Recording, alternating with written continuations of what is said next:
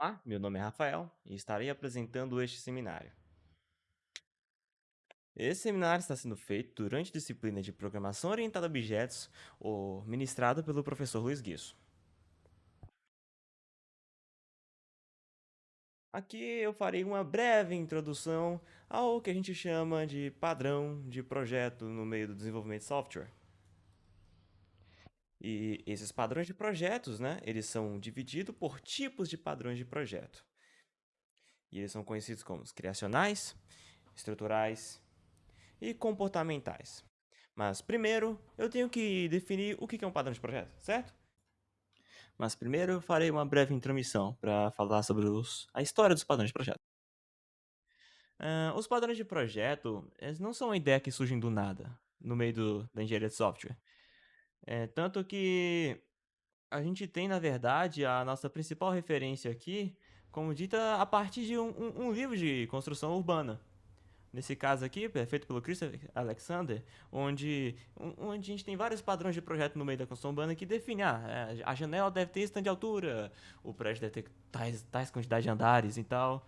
E essas definições, os conceitos que estão aqui dentro, eles podem, de certa forma, ser transportados para o meio da engenharia de software. E assim surge a ideia que a gente tem com esse livro de Design Patterns, feito pelo Eric Gama, Richard Helm, Ralph Johnson e John Glisside.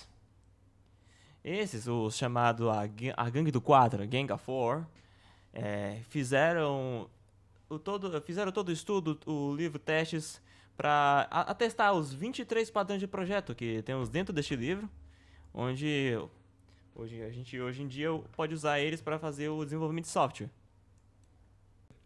Eu chamo um padrão de projeto como um cinto de ferramentas. Essas ferramentas aos quais são preparadas para resolver problemas que são recorrentes no meio do mercado. E para cada tipo de problema existe um certo tipo de padrão de projeto que a gente pode adaptar e implementar para esse tipo de problema. No caso, esses problemas eles podem ser divididos em três tipos de tópicos. Temos os problemas que podem ser resolvidos para os tipos de padrões de projeto que são estruturais, comportamentais e criacionais.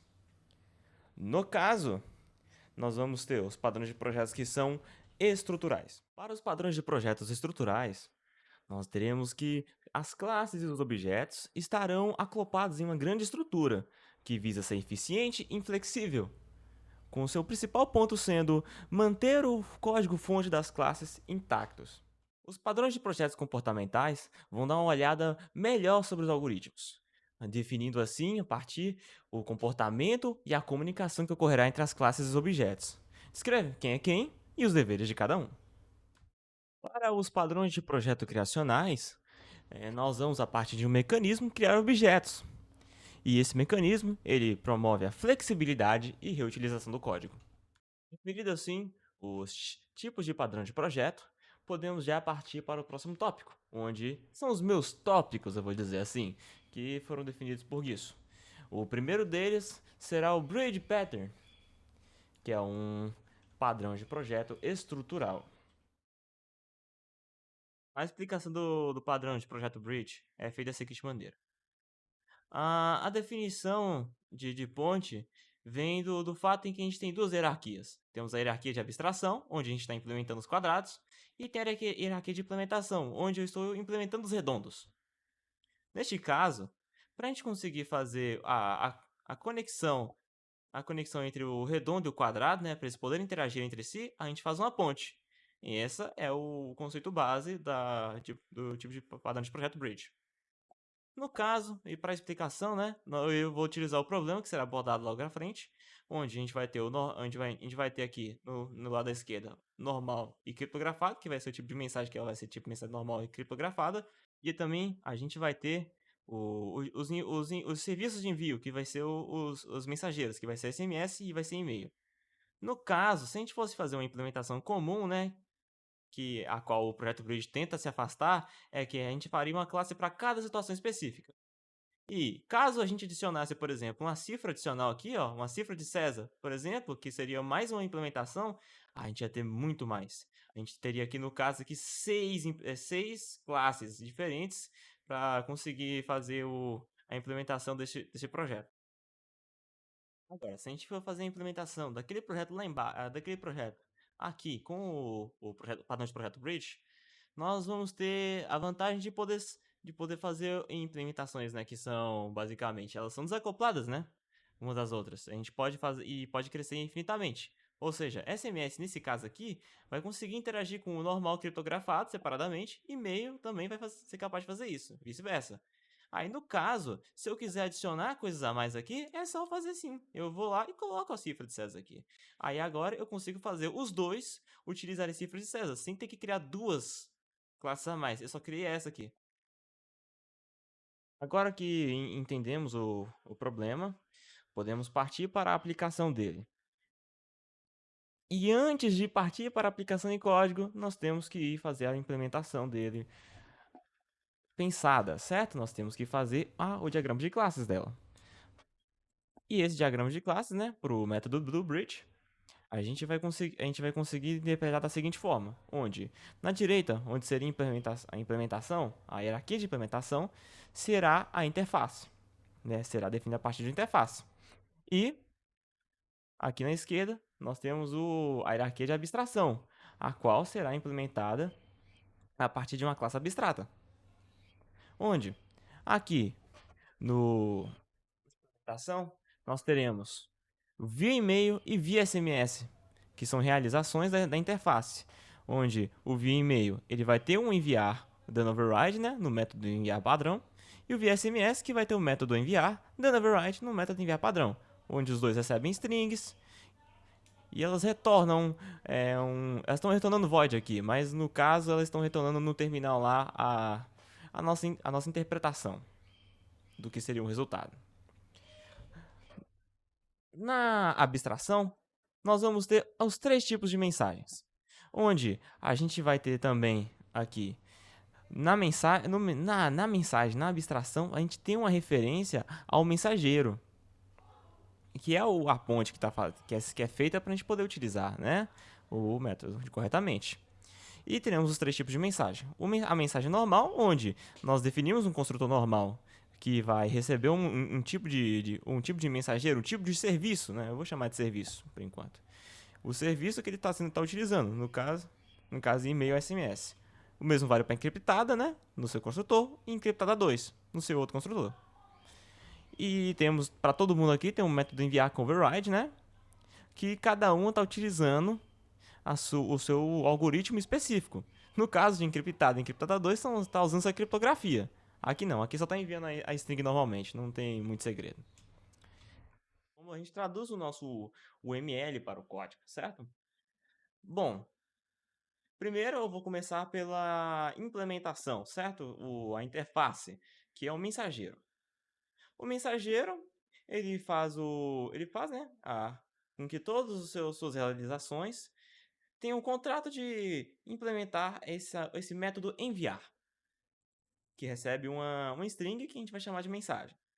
No caso, nós vamos ter o mensageiro via e-mail, que ele basicamente, né, assim, é muito simples, né, que lá tá void, mas ele está retornando no terminal do sistema o mandando e-mail mais a mensagem que a gente está querendo mandar a partir do e-mail. O mesmo vale para o via SMS, né? Que é o outro tipo de mensageiro que ele vai enviar, né? Tá dando override, ó. Ele vai enviar a string, né? A nossa mensagem, assim, ó, enviando SMS mais a string mensagem. Bem simples, né? É só um print mesmo na tela. Aí agora que a gente chega na parte da abstração, onde nós fazemos nossa classe abstrata, que se chama mensagem. A mensagem ela tem um protect, né, que é o mensageiro, que é a referência, né, ao que está fazendo a ponte de todo o nosso processo. A referência ao nosso mensageiro. E aqui nós temos aqui o construtor, que ele recebe um mensageiro. E também temos a classe abstrata enviar, que faz com que todas as suas generalizações tenham que implementar esse método. Eu vou começar pelo tipo de mensagem normal, onde simplesmente a gente está enviando uma string, a mesma string que a gente recebeu, A mensagem mais normal aqui, falando que é uma mensagem normal. Não tem muito segredo, né? Aqui nós temos o construtor, né? Chamando o construtor pai a partir do super. Fazendo aqui, recebendo o mensageiro que a gente está querendo utilizar. Agora vamos para a encriptada. A encriptada 1, ela tem o mesmo construtor. O que muda de forma de mensagem para forma de mensagem, vou dar essa descrição, é literalmente a forma de enviar. Que no caso, a gente está enviando, né? Aqui agora a gente está fazendo o mesmo processo de antes, fazendo o mensageiro enviar a mensagem, só que agora ela está criptografada. Onde a gente só está passando por um método de criptografia aleatório que eu escolhi, onde a gente vai dar uma retirada de uma mensagem criptografada. Temos a segunda criptografada, que é a criptografia 2 que a gente está utilizando, mesmo esquema da primeira criptografia. Porém, agora a gente está utilizando criptografia de César e tal, né? Outra aleatória que eu utilizei. Então, a gente vai usar um mensageiro para enviar uma mensagem criptografada. Todas elas estão fazendo isso. Bom, agora falando da bateria de testes. A forma como é que a gente vai fazer o nosso código funcionar para fazer os envios, né, das mensagens vai ser da seguinte maneira. A gente vai definir, né, que a gente vai ter um mensageiro que é chamado emailer, e esse emailer ele vai receber, né, um objeto do tipo via e-mail, né, no caso, vai ser construído e ele vai ser um emailer.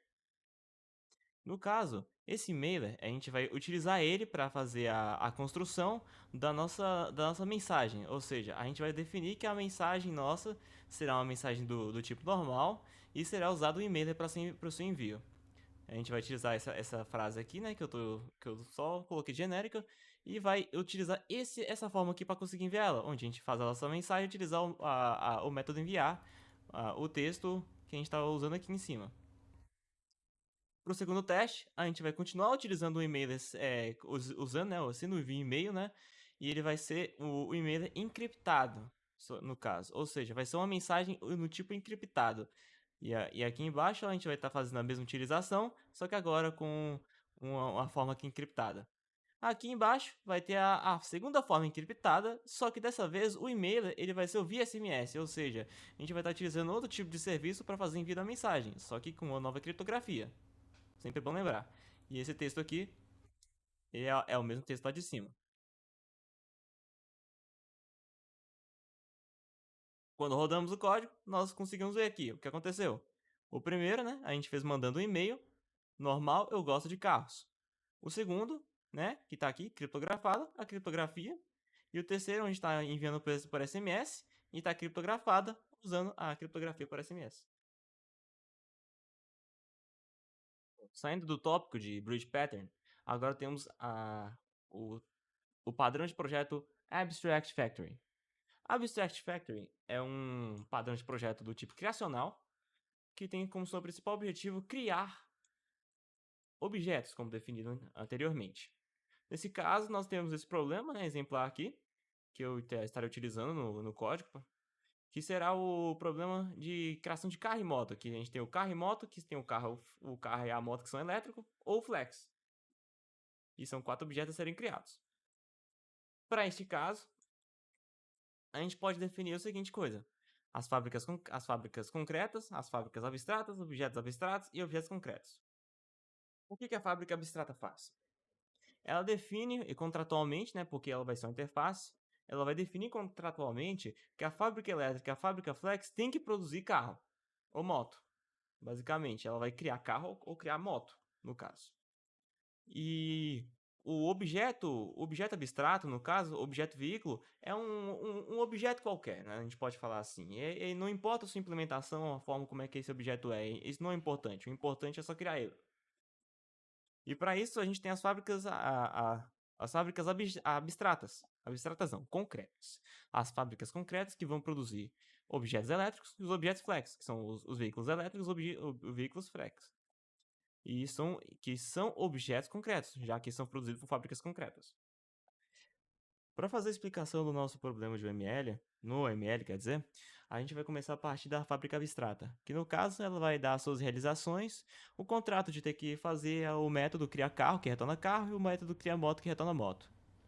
No caso, para as fábricas abstratas, que são as realizações, elas vão ter que fazer tanto o método criar moto, que vai fazer a moto elétrica, e o método criar carro, que vai ser carro elétrico para a fábrica veículo elétrico, e respectivamente, ela vai ter que a fábrica veículo flex vai fazer a mesma coisa, só que retornando moto flex e carro flex.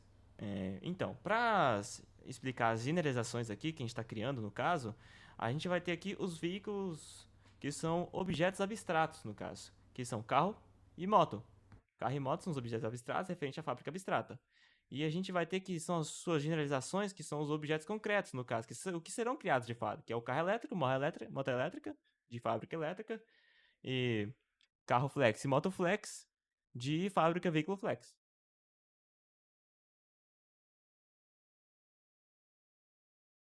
Para fazer a explicação no código, eu vou começar a partir das variáveis abstratas e concretas.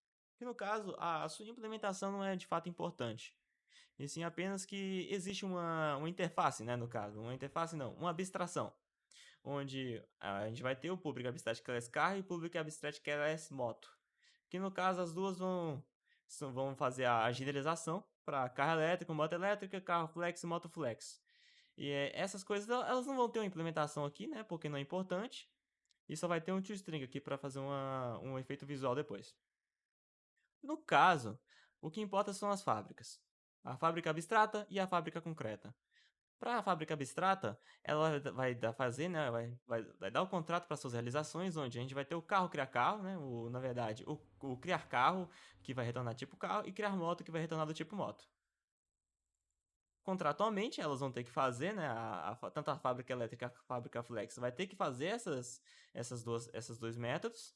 E esses dois métodos aqui, só que ao invés de estarem retornando do tipo moto puro, não, eles vão retornar do tipo moto deles, no caso. A gente vai estar retornando carro elétrico aqui e aqui vai estar retornando moto elétrica.